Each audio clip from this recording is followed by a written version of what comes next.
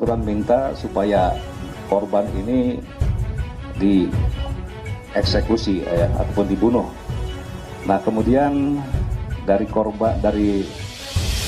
tersangka juga sudah menyiapkan dana 200 juta untuk mencari pembunuh bayaran. Yang namanya tersangka R atau M itu baru menyusun siapa yang akan melakukan. Nah, dari sana kemudian ada perencanaan dilakukan di beberapa tempat, antara lain di Tangerang, di Cibubur, dan beberapa tempat lain. Dari tempat itu kemudian disusun bagaimana cara melakukannya. Cara melakukannya yang pertama pada sekitar sebelumnya, beberapa hari sebelumnya ada perencanaan akan melakukan eksekusi tidak dengan menggunakan senjata api. Tetapi itu gagal. Gagal dilakukan dikarenakan korban tidak sesuai dengan rencana, artinya tidak mau. Dan yang kedua baru dilakukan dengan senjata api. Siapa yang bersedia menyiapkan senjata api, dicari orangnya, dan ternyata ada. Dari kurang lebih ada 5 orang tersangka alur daripada senjata api tersebut gitu. Kemudian dibeli senjata api tersebut, diserahkan kepada seseorang yang siap untuk menjadi eksekutornya.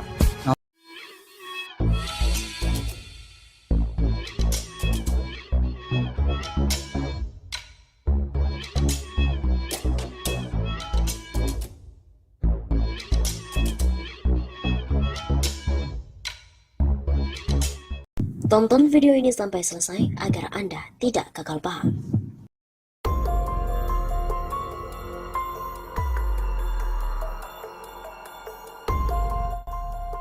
Dua anggota Polda Metro tersangka pembunuhan Laskar FPI segera disidang.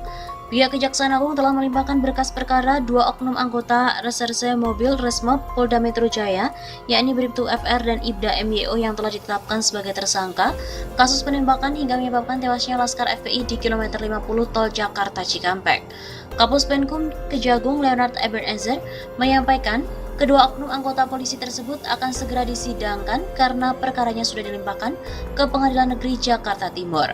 Pada hari ini, jaksa atau penuntut umum segera melimpahkan surat dakwaan dan juga berkas perkara ke Pengadilan Negeri Jakarta Timur untuk dapat disidangkan dan mendapatkan kepastian hukum, kata Leonard dalam keterangan tertulisnya pada Senin 23 Agustus. Sebelumnya, sambung Leo, tim JPU dari Jaksa Agung Muda Bidang Tindak Pidana Umum atau Jampidum, Kejagung dan Kejaksaan Negeri Jakarta Timur menerima pelimpahan tahap 2 atau tersangka dan barang bukti dari penyidik pada Direktorat Tindak Pidana Umum Bareskrim Polri. Pelimpahan tahap 2 tersebut dilakukan setelah tim jaksa peneliti pada Jampidum Kejagung menyatakan bahwa berkas penyidikan tersangka Bribtu FR dan Ibda MYO sudah lengkap atau P21 pada Jumat 25 Juni 2021 yang lalu. Setelah itu, tim JPU mempersiapkan surat dakwaan dan berdasarkan keputusan MA RI nomor 152 sekian tanggal 4 Agustus 2021 tentang penunjukan Pengadilan Negeri Jakarta Timur untuk memeriksa dan memutus perkara pidana ini. Dalam kasus tersebut, Bribtu FR dan Ibda MYO dijerat sangkaan primer, yakni diduga melanggar pasal 338 KUHP, Jungto pasal 55 ayat 1 ke 1 KUHP, subsidiar pasal 351 ayat 3 KUHP, Jungto pasal 55 ayat 1 ke 1 KUHP.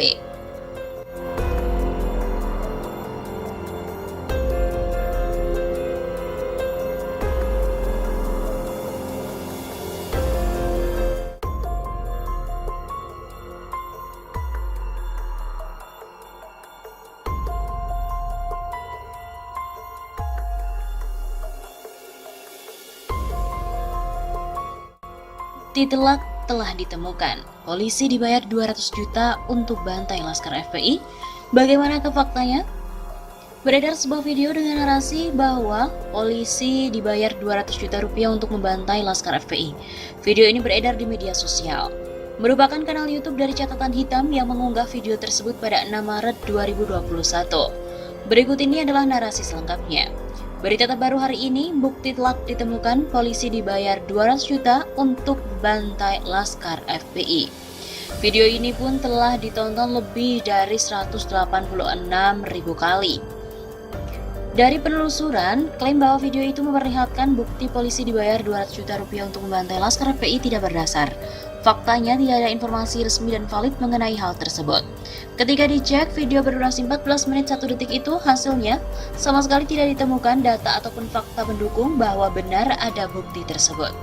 Justru pada video itu hanya memperlihatkan potongan suasana konferensi pers Kapolda Metro Jaya kala itu yaitu Irjen Nana Sujana terkait dengan kasus pembunuhan pengusaha pelayaran Sugianto, 51 tahun pada Senin 24 Agustus 2020. Hal itu seperti diunggah di kanal YouTube Kompas TV pada 24 Agustus 2020. Kemudian juga potongan video wawancara dengan Kompas TV dengan Direktur Reserse Kriminal Umum Polda Metro Jaya, Kombes Tubagus Ade Hidayat pada hari yang sama. Wawancara itu masih terkait dengan 12 pelaku penembakan maut yang menewaskan pengusaha tersebut. Klaim bahwa video itu memperlihatkan bukti polisi dibayar 200 juta rupiah untuk membantai Laskar FPI tidak berdasar. Faktanya tidak ada informasi yang resmi ataupun valid mengenai hal tersebut.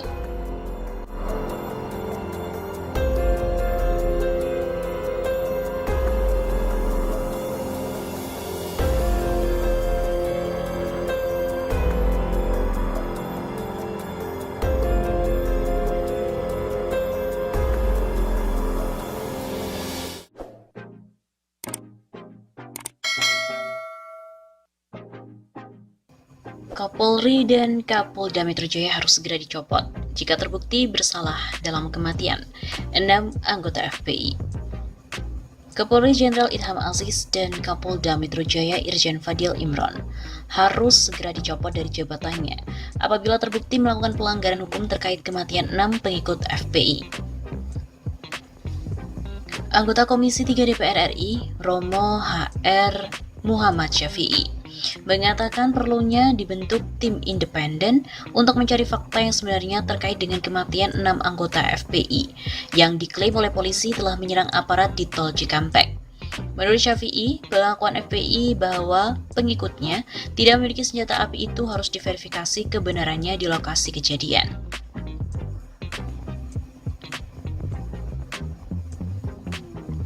Pengakuan dari pihak FPI bahwa mereka tidak pernah bawa senjata tajam apalagi senjata api, maka berarti tidak mungkin ada peristiwa tembak-menembak dan ketika dicek di lapangan, itu tidak terbukti ada kejadian tembak-menembak. Demikian kata Syafi'i. Politisi Gerindra ini juga mendesak Komnas HAM untuk turun gunung mencari kebenaran dan duduk persoalan terkait dengan insiden berdarah yang memakan korban 6 nyawa pengikut Habib Rizik. Kata Syafi'i lagi, Jenderal Idham Aziz dan Irjen Fadil Imron harus dicopot apabila terbukti telah melakukan pelanggaran hukum.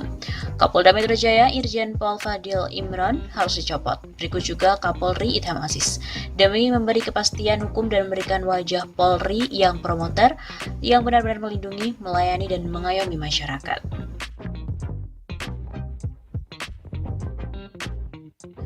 Bertemu dengan Komisi 3 DPR, keluarga Laskar FPI korban penembakan menuntut keadilan. Komisi 3 DPR RI mendengarkan keluhan dan harapan dari keluarga 6 Laskar FPI korban penembakan di Tol Jakarta Cikampek kilometer 50. Pemanggilan keluarga korban penembakan oleh Komisi 3 DPR RI ini digelar di ruang rapat Komisi 3 DPR RI Kompleks Parlemen Senayan, Jakarta pada hari Kamis 10 Desember. Keluarga korban kan tidak ada di lokasi. Apakah ini peristiwa tembak-menembak atau penculikan? Kami hanya ingin mendengarkan apa yang diharapkan ke Komisi 3. Kata Wakil Ketua Komisi 3 DPR, Desmond J. Mahesa. Perwakilan keluarga korban Ananda yang adalah keluarga Muhammad Suci Hadafi Putra menuntut keadilan agar kasus penembakan yang merenggut nyawa Muhammad Hadafi bisa diungkap. Kami juga ingin meluruskan korban tidak pernah membawa senjata api maupun parang seperti yang diberitakan. Kami minta keadilan dalam pembantaian. Selain keluarga Muhammad Hadafi, hadir juga perwakilan keluarga Andi Oktiawan dan Lutfi. 6 Laskar FPI pengawal Habib Rizik Syihab yang tewas ditembak mati kini sudah dimakamkan. 5 orang Laskar FPI dimakamkan di Pondok Pesantren Agrokultural Markas Syariah FPI Megamendung Bogor, Jawa Barat, yakni Faiz Ahmad Syukur 22 tahun, Andi Oktiawan 33 tahun, M. Reza 20 tahun, Muhammad Suci Hadafi Putra 21 tahun, dan Ahmad Sofyan 26 tahun. Kemudian, seorang Laskar FPI bernama Lutfi Hakim 24 tahun yang juga tewas ditembak dimakamkan di kawasan Duri Kosambi, Cengkareng, Jakarta Barat.